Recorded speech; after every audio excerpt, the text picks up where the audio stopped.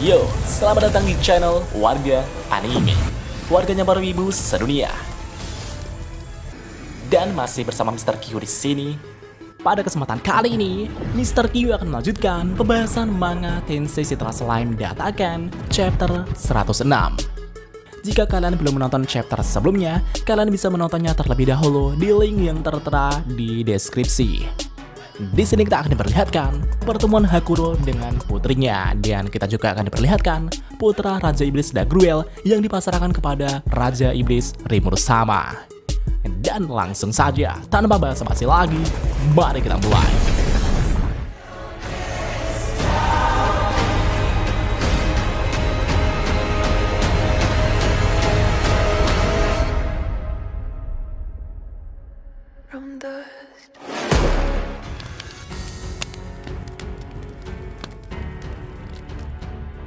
Pada saat ini, upacara pemberian salam pada Raja Iblis Rimuru Sama itu terus berlanjut. Setelah pemberian salam dari tetua suku Lizardman, berikutnya datanglah monster yang bernama Gozu dan Mezu.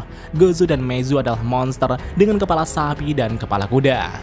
Gozu dengan arogan berkata, "Hei Tuan Raja Iblis Rimuru, kami para Gozu akan sangat berguna di medan perang." Namun di satu sisi, Mezu mengatakan jika lebih baik agar bergabung dengan kami para Mezu. Kami akan membunuh semua makhluk yang berani menentang.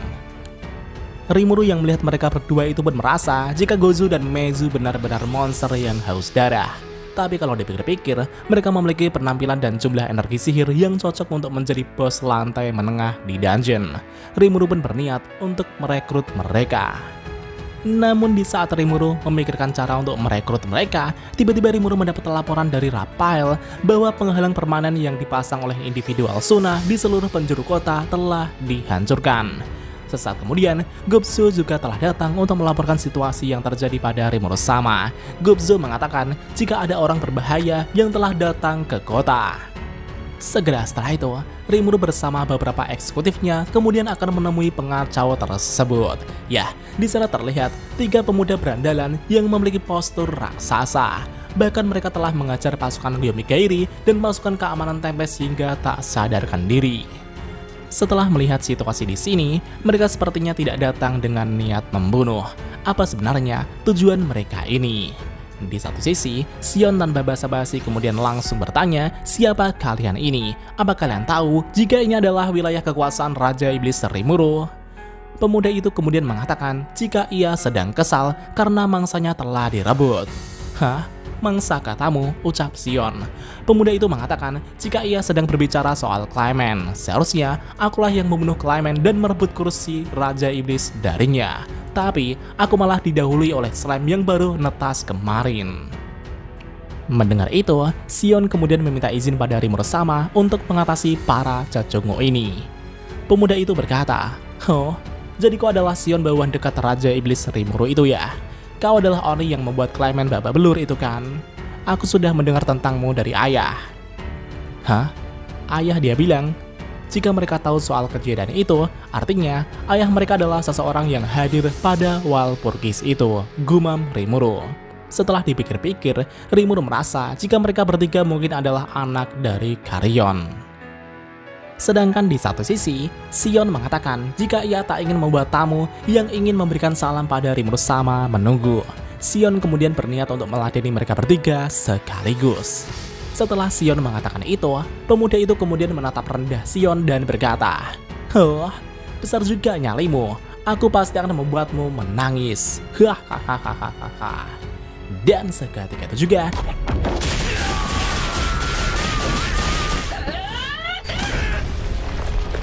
Sion langsung mengajar mereka dan menghabisi mereka bertiga sekaligus hingga terkapar tak berdaya. Sion kemudian tersenyum ke arah Rimuru Sama dan mengatakan jika ia sudah selesai menghabisi para cecungu tersebut. "Rimuru sama, yoroshii no desu ka?" Rimuru pun sedikit terkejut karena itu cepat banget.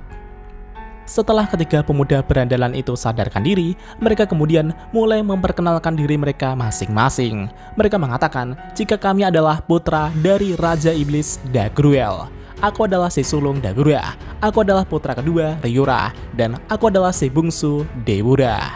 Rimuru pun sedikit terkejut, ternyata mereka adalah putra dari Raja Iblis Dagruel, si om-om itu. Setelah itu, Rimuru kemudian bertanya mengenai alasan putra Dagruel datang kemari. Dagura mengatakan jika kami disuruh untuk berlatih di bawah naungan Raja Iblis Rimuru. Jadi pada waktu itu, kami telah berbuat bandel sedikit, tapi ayah malah benar-benar marah dan mengusir kami. Ayah kemudian menyuruh kami untuk berlatih di bawah naungan Raja Iblis Rimuru sama. Rimuru yang mendengar penjelasan mereka itu pun bergumam, dasar seenak jidat sendiri.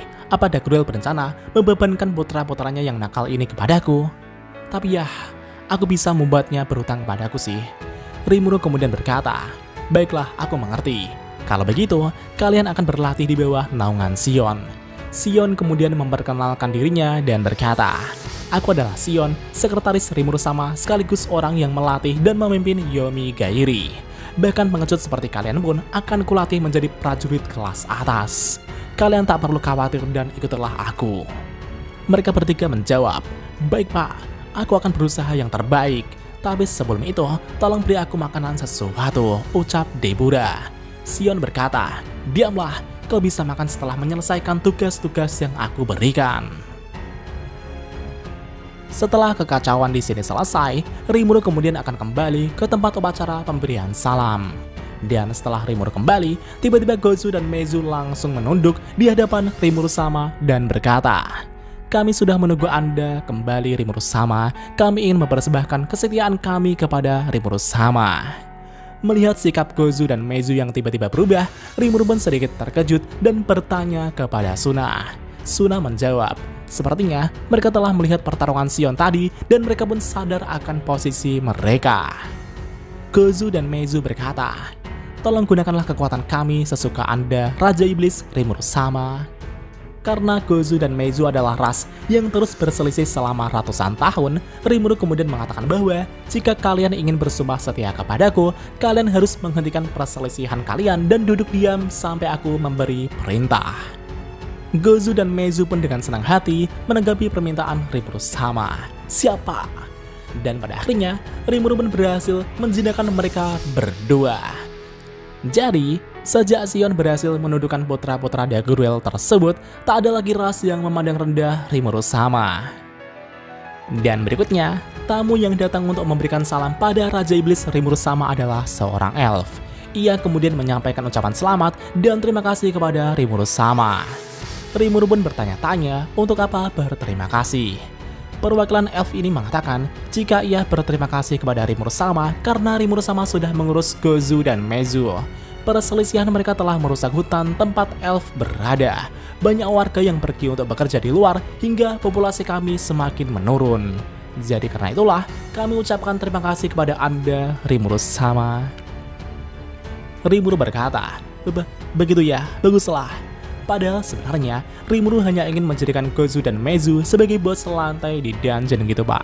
Selain itu, perwakilan elf itu juga mengatakan jika akhir-akhir ini banyak sekali para elf yang bekerja di luar dan keberadaannya tidak diketahui. Saya pun berpikir untuk mencari hutan baru yang lebih aman untuk ditinggali. Setelah mendengar keluh kesah dari perwakilan elf tersebut, Rimuru kemudian meminta perwakilan elf itu untuk membawa semua penduduk elf untuk tinggal di labirin kota ini. Jadi di lantai 95 labirin, Rimuru telah merancang lantai zona aman seperti layaknya hutan. Dan bisa dibilang, tempat itu sangatlah sempurna untuk desa persembunyian para elf. Tapi meskipun begitu, Rimuru sebenarnya memiliki maksud terselubung tersendiri. Perwakilan elf itu pun berterima kasih kepada Rimuru sama dan akan kembali dengan membawa semua elf di desanya. Di satu sisi, Rimuru kemudian memberi tugas pada Soe untuk menyelidiki kasus hilangnya elf baru-baru ini. Segera setelah itu, Soe langsung menggunakan bayangannya untuk menyelidikinya. Waktu pun telah berlalu dan di malam harinya, Diablo bersama Hakuro dan Gerudo telah kembali ke Tempest setelah menyelesaikan misinya. Diablo berkata, "Oh Rimuru sama, seperti biasa, penampilan Anda begitu bermartabat. Dada saya dipenuhi rasa gembira karena akhirnya bisa melihat Rimuru sama setelah sekian lamanya." Rimuru pun berterima kasih kepada Diablo, Gerudo, dan Hakuro yang sudah kerja keras untuk menyelesaikan misi mereka. Hakuro berkata, "Hohohoho, Upacara penempatan Yom sudah seperti peristiwa besar putraku sendiri. Saya begitu senang sampai ingin menangis. Rimuru menjawab, begitu ya. Tapi Hakuro, yang ingin kutanyakan sekarang bukanlah tentang putramu, melainkan tentang putrimu. Hakuro yang mendengar itu pun sedikit bingung. Hah? Putri? Apa saya punya seorang putri, Rimuru-sama? Rimuru berkata, benar sekali, terlebih lagi mereka menawarkan agar kita menjodohkannya menjadi pasangan Benimaru. Namun di satu sisi, Benimaru masih memikirkan posisinya sekarang dan belum bisa menikahinya begitu saja. Hakuro yang mendengar perkataan Benimaru itu pun sedikit tersinggung dan berkata, apa Anda bilang? Apa tuan muda Benimaru tak menyukai putriku? Benimaru menjawab, hah? Aku tak bilang begitu. Lagi pula, kau bahkan tak tahu jika putrimu terlahir di dunia. Kenapa kau malah berlagak seperti seorang ayah? Dan mereka berdua pun mulai bertengkar satu sama lain. Dan di keesokan harinya, di hari terakhir upacara pemberian salam pada Raja Iblis Rimuru-sama, datanglah tamu penting, yaitu tamu dari desa Tengu. Dan seperti biasa, Momiji masih saja bersikap judes dan berkata, kemampuan Rimuru-sama sebagai penguasa hutan ini memang sungguh luar biasa, tetapi saya tak terima jika kalian berniat mengganggu kami. Setelah melihat sikap Momiji tersebut, Rimuru merasa jika Momiji itu memang judes banget. Tapi seiring berjalannya pembicaraan, Rimuru akhirnya tahu alasan dari sikap Momiji tersebut. Menurut Rimuru, Momiji sepertinya mengira jika Tempest dan mantan Raja Iblis Frey telah membuat rencana konspirasi untuk menguasai Tengu. Jadi dahulu kala, ketika Raja Iblis Frey mengincar negara Sarion, Frey juga sempat berpikir untuk menguasai Tengu juga. Jadi karena itulah, Momiji sangat mewaspadai Tempest. Setelah Rimuru menjelaskan kesalahpahaman Momiji tersebut, Momiji pun akhirnya menyadari kesalahannya. Setelah masalah selesai, Rimuru dan pihak Tengu kemudian membuat perjanjian untuk menjalin hubungan baik dengan Tengu. Setelah itu, Rimuru juga mendapat surat dari Kaede-sama untuk Raja Iblis Rimuru. Setelah Perdana Menteri Tengu menyerahkan surat itu, Suna kemudian membacakan isi dari surat Kaede-sama tersebut. Surat itu diawali dengan salam formal dan dilanjutkan dengan permintaan maaf atas sikap putrinya yaitu Momiji. Dan isi dari surat ini tertulis bahwa Kaede ingin lebih mengenal sosok dari Raja Iblis Rimuru ini jika bisa. Namun ketika di pertengahan, Suna merasa ada yang aneh dari isi surat tersebut. Isi surat dari Kaede itu mengatakan bahwa sudah lama sekali sejak kala itu, apakah Anda sehat-sehat saja sekarang? Aku bertanya-tanya, bagaimana pendapatmu tentang Momiji? Meski dia banyak membuat kesalahan, tapi dia pemberani sepertimu. Dan dia juga mirip sepertiku yang punya selera bagus dalam memilih laki-laki. Dia sering mengatakan jika ia akan membuat Benimaru Dono berpaling padanya. Ketika Suna membacakan itu, Momiji pun sangat malu sekali dan meminta surat tersebut. Dan ternyata, surat untuk Rimuru-sama dan surat untuk ayah Momiji telah masuk amplop yang sama. Hakuro kemudian mendekat dan berkata, bolehkah aku melihat surat itu? Sepertinya, itu adalah surat yang ditunjukkan kepadaku. Momiji pun memberikan surat tersebut sambil malu-malu.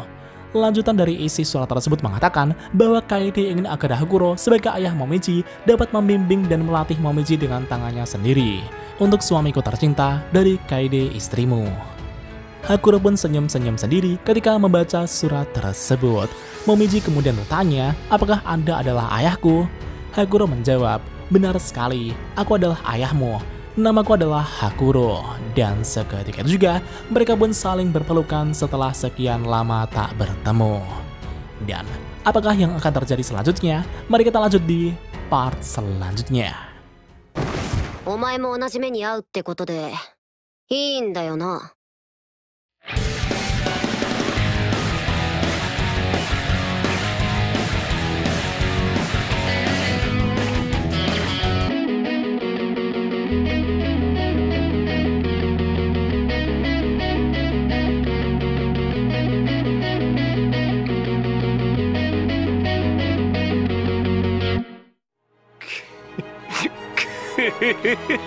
久しぶりの現世です。せいぜい楽しむとしましょうか。 Dan jika ada kesalahan dalam pembahasan, Mimin mohon maaf. Dan sekian untuk pembahasan kali ini. Dan jangan lupa klik like dan subscribe juga ya guys. Tentu saja di Warga Anime.